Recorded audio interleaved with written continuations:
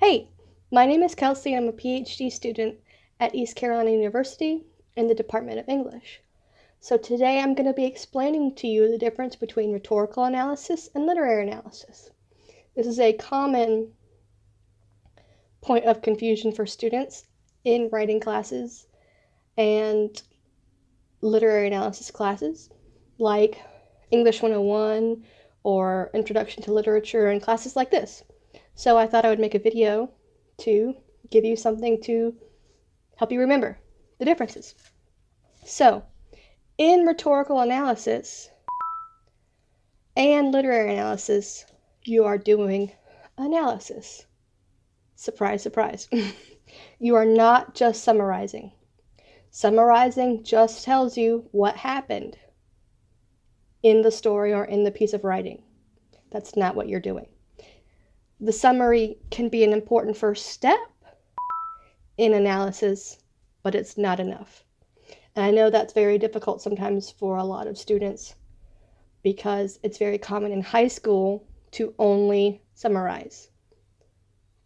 So when you get to college and you're asked to analyze, but you only summarize and points are deducted, it's very discouraging. So in analysis, you're using your critical thinking skills to come to some kind of conclusion about the piece of writing, which we call a text. And it can also be a film, a poster, a picture, an advertisement. Lots of different things can be considered texts, even if they're not made up of words. In this instance, text just means the thing you are analyzing. So, the difference between summary and analysis would be when you summarize, you are just briefly recounting what happened.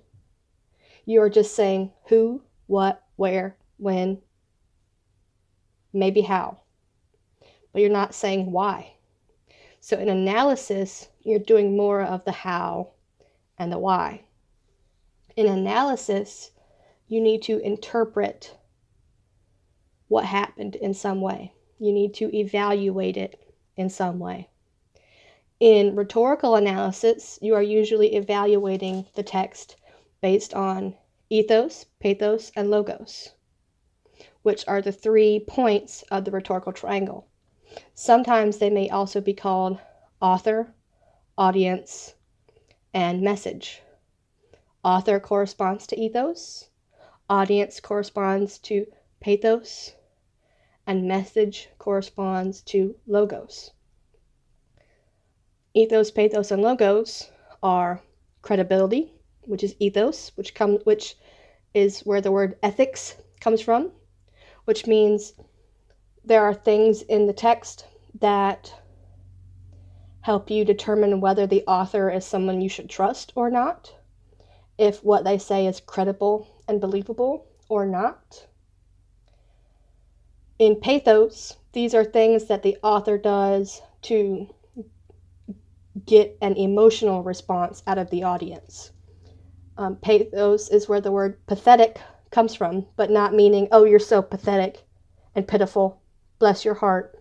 Pathetic as in a pathetic appeal, meaning an appeal to emotion. So that's the difference between pathetic as in you're pathetic and a pathetic appeal.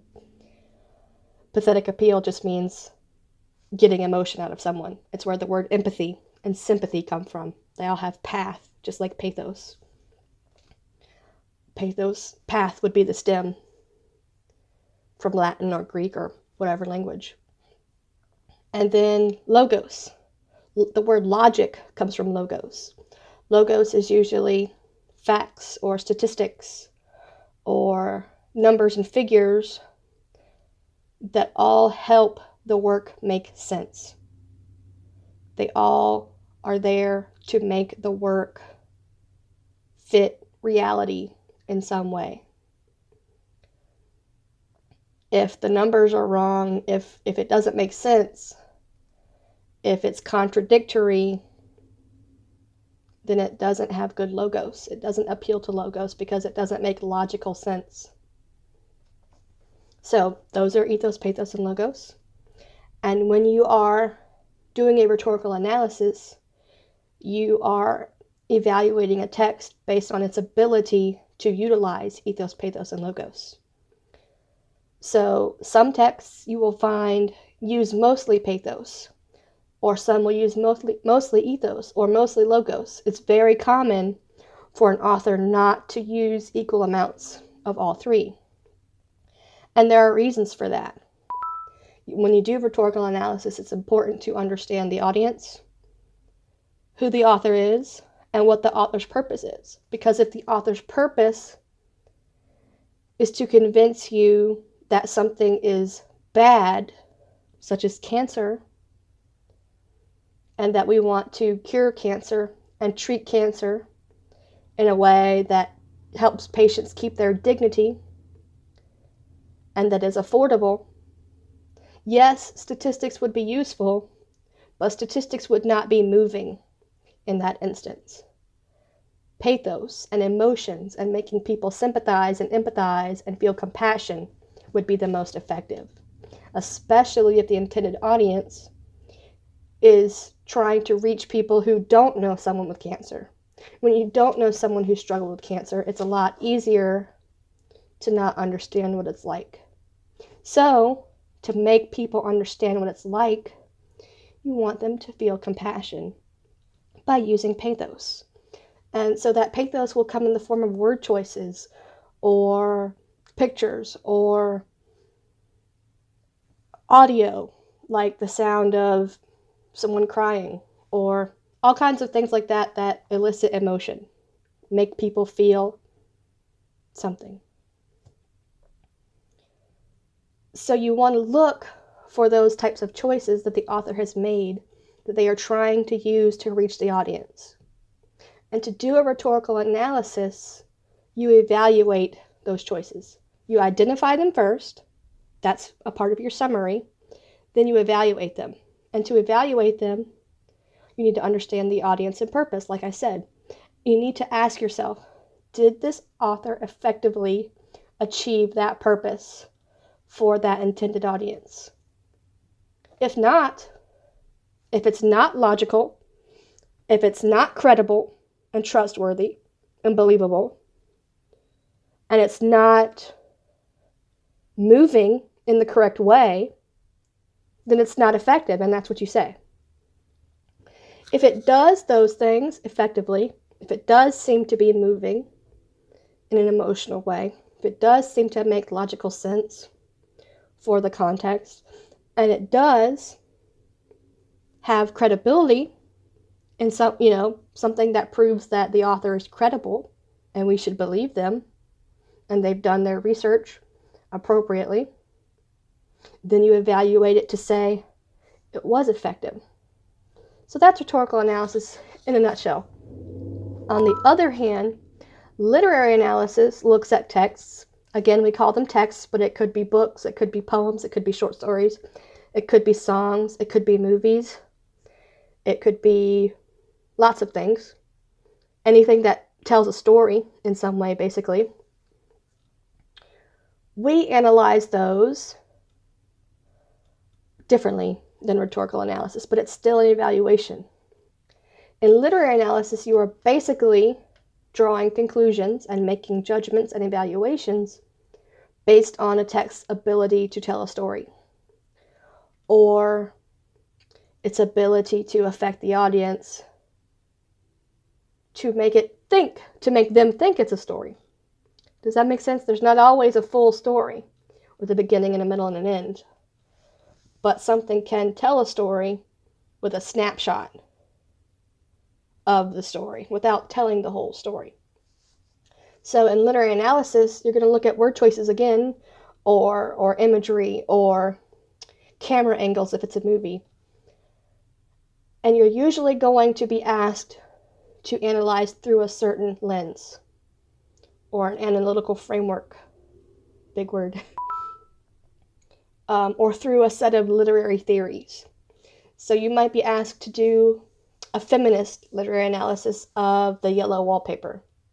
So you would look for word choices in that story that lend themselves to help readers see this story as having a feminist message, a message about women's equality to men. Or it might be a new criticism analysis. In that way, in new criticism, the text must stand alone. We don't care what the author did or who they were. We don't care about the historical background. We don't really want to worry about other analysis frameworks like feminism or psychoanalysis. We just want to look at the text as a standalone item. If you know nothing else about it, what is it saying and what is it doing? What do the word choices make you feel? What do the word choices make you think? What seems special or significant about certain choices in the text? T.S. Eliot calls this literariness. What makes this text feel like a story worth reading, or a story worth watching, or a story worth listening to?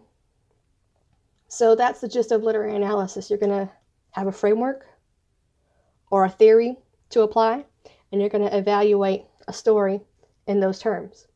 When it's films, a lot of times there are specific things you look for in film: camera angles, lighting, colors, how many people are on screen, who's looking at who. And each one of these things is often a very specific, purposeful choice that the filmmakers made to make you understand the story in a certain way. So for an example, if you've got a screenshot or a still of a movie and you've got a big open field and there's one person in the field standing off to one side, one little person over here, and a big empty field. And the camera is not focused on the person, it's focused on the big empty field. A lot of times in literary analysis, we would say that represents isolation. Or vast open spaces represent how big and empty the world can feel when you're all alone.